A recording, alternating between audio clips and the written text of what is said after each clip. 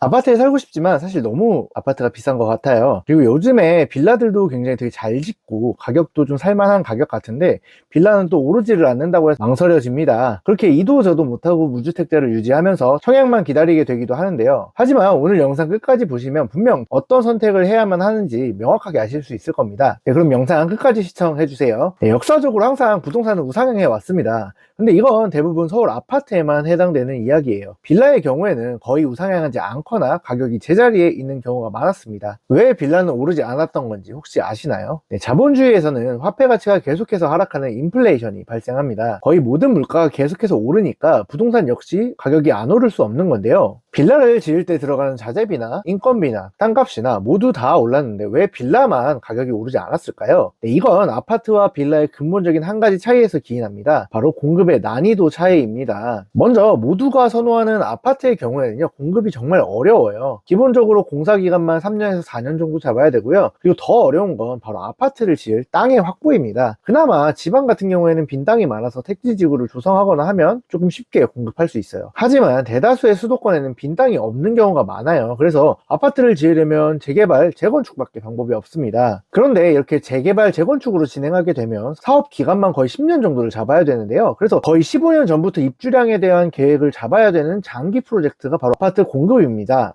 반면에 빌라는 어떨까요? 그냥 단독 다가구를 사서 그 건물을 철거하고 그 자리에 빌라를 올리면 끝이 납니다. 그래서 부지 매입부터 입주까지 빠르면 6개월에서 보통 8개월이면 끝나는 게 빌라 현장인데요. 그래서 빌라는 과수요라는 게 참 존재하기 힘든 시장이에요. 수요가 더 많아서 가격이 오르겠다 싶으면 그 이상으로 빌라를 지어버립니다. 그래서 빌라는 항상 공급이 수요보다 많고 수요가 좀만 많아지면 항상 그 이상으로 공급해버리기 때문에 가격이 오르질 않는 거예요. 그래서 빌라는 절대 우상향하면서 오르지 않습니다. 감가로 인해서 떨어지지는 않으면 다행이에요. 정말 상황이 많이 변했습니다. 지금은 빌라를 살 수 있다면 사서 기다리기에도 정말 괜찮은 시기라고 보고 있어요. 앞으로 10년 안에 오지 않을 기회라고 봅니다. 먼저 가장 크게 상황이 변한 게 뭐냐면요, 바로 빌라가 잘 오르지 않던 근본적인 이유가 사라진 거예요. 바로 빌라 공급이 아예 사라졌습니다. 착공은 이미 2022년부터 급감하기 시작을 했는데요, 지난 13년간 서울에서 평균적으로 4만 채 정도 공급이 됐었는데요, 최대치로 가장 많을 때는 6만 3천 채까지 짓기도 했었고요. 그런데 이제 2022년도에 공사비 급등 이후로 어마어마하게 빌라의 공급이 감소하기 시작합니다. 작년 같은 경우에는 6,500채 정도로 85% 정도가 감소를 했고요. 올해는 또 그 절반인 거의 3,200채 정도가 올해 착공량입니다. 평균 공급량이었던 4만 채 대비 거의 10분의 1 토막 정도 나버린 상황인데요. 그래서 지금까지 빌라가 정말 안 오르던 핵심 이유인 공급 과다가 사라진 시장입니다. 그리고 이 분위기는 한동안 계속 지속될 거예요. 왜일까요? 빌라를 짓기 위해서는 뭘 사야 되죠? 빈 땅이 없는 서울은 단독 다가구를 사서 철거를 하고 지어야 됩니다. 근데 현재 단독 다가구의 가격이 계속해서 오르고 있어요. 2021년 6월 가격을 100으로 놓은 가격 지수를 보았을 때 빌라와 아파트의 가격은 22년도에 하락기를 거치면서 98, 99 정도의 매매 지수를 보이면서요, 아직 전고점을 회복하지 못했습니다. 반면에 오히려 단독 다가구는 107.2로 상당히 많이 오른 걸 볼 수가 있어요. 그리고 더 큰 문제는 단독 다가구는 앞으로도 계속 오를 것 같다는 거예요. 빌라는 단독 다가구를 사서 헐고 지어야 되는데 지금 팔아야 될 빌라의 매매가는 계속해서 내려가고 원가인 토지 가격과 공사비는 계속해서 올라가는 이 상황에서 과연 빌라의 사업성이 나올 수가 있을까요? 네, 현재 같은 시장에서는 절대 빌라의 사업성이 나오기가 어렵습니다. 근데 여기서 지금 단독 다가구의 가격이 더 오르면요, 빌라의 공급은 점점 더 힘들어질 수밖에 없습니다. 그래서 지금 단독 다가구의 가격이 왜 오를 것 같은지 한번 말씀을 드려볼게요. 일단 단독 다가구의 가격을 매길 때 크게 두 개의 축으로 매기게 되는데요, 첫 번째로 토지 가격을 기준으로 가격을 산정을 합니다. 그리고 첫 번째 토지 기준으로 가격을 봤을 때 서울의 땅은 점점 더 희소해지기 때문에 서울에서 단독 다가구의 토지 가격이 떨어질 일은 거의 없다고 볼 수 있습니다. 실제로 폭락기였던 2022년도에도 땅값은 거의 떨어지지 않았었고요. 그리고 단독 다가구의 가격을 결정하는 두 번째, 수익률입니다. 수익률을 기준으로 봤을 때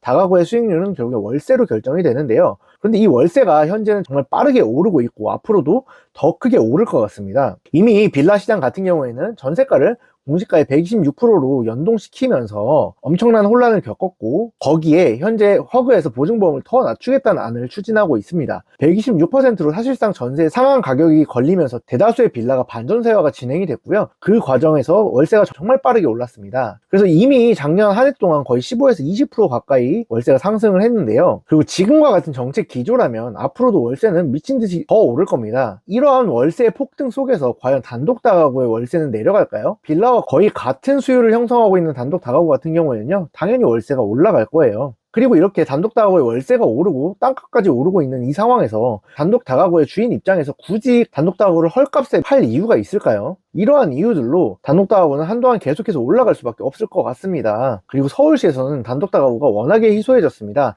과거로 가서 한번 살펴볼게요. 1980년대에 80% 이상을 차지하던 단독 다가구가 현재는 계속해서 줄어가면서 2010년대에 한 20% 정도까지 비율이 내려왔고요. 그리고 현재는 한 10% 정도밖에 되지 않는 걸 알 수가 있습니다. 이러한 상황에 앞으로도 단독 다가구는 계속해서 희소해질 거고요. 어느 순간 더 이상 서울에서는 단독 다가구가 없어지는 날도 그리 머지 않았다고 생각을 합니다. 이러한 상황에 과연 단독 다가구의 가격이 내려갈까요? 그게 어렵기 때문에 앞으로 빌라의 원가는 계속해서 올라갈 겁니다. 그리고 빌라는 현재 가격이 정말 저렴한 상황이에요. 현재 빌라가 많은 동네 중에 예시를 들어보면 화곡동이나 신월동 같은 데 빌라가 굉장히 많죠. 그곳에 준신축 투룸 같은 게 일반적으로 2억 3천에서 4천 정도에 거래가 되고 있는데요. 최근에 제가 아는 시행업자분께 여쭤보니까 4억 정도에는 팔아야 타산이 나온다고 합니다. 현재 준신축이 2억 3천에서 4천 정도 하는 빌라를 신축이라는 이유로 그 옆에서 4억에 판다면 이게 과연 팔릴까요? 아마 당연히 안 팔릴 거예요. 너무 안 팔릴 게 뻔한 상황에서 과연 이걸 누가 지을까요? 결국에는 이게 팔릴 거라는 생각이 들 때까지는 짓기가 어려울 겁니다. 아니면 공사비가 2020년 이전으로 돌아가서